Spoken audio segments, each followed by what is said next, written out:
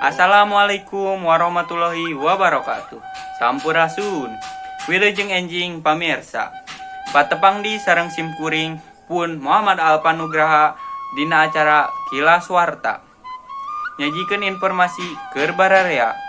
Edisi kaping 24 Februari 2021. Pamirsa, salami 3 menit kapayun simkuring baris nyarengan pamirsa dina kelas warta sabundaran Jawa Barat. Di dieu simkuring bade ngadugikeun warta ngeunaan ngadu nasib di lokasi wisata Pangandaran.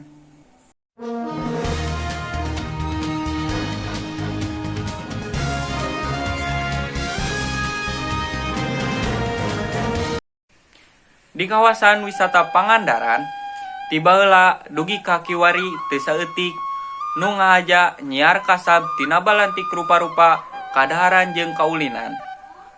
Nu dagangna horeng lain wae urang Pangandaran katut sabundeurannana.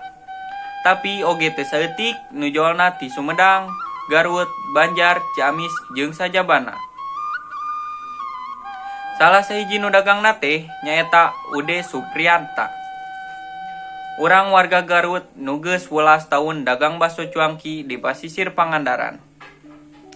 Nurutkeun Ude, ari kuleukeun mah balantik cuangki di pasisir Pangandaran teh ngadatangkeun untung anu lumayan gede. Ude oge bisa ngabayuan kulawargana tina ladang balantik teh. Buktina ayeuna dina sapopoe Ude bisa ngalabati tepi ka 300.000. Nurutkeun Ude jeung padagang sejena, nu dagang di Pangandaran teh boga bebeungkeutan atawa organisasina. Eta teh sangka nu dagangna tartib jeung aya nu ngurus mun paring aya pasoalan.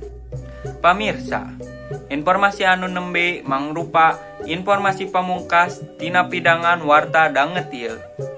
Simkuring pun Muhammad Alpanugraha, seja amit mundur, amit mungkur, cak.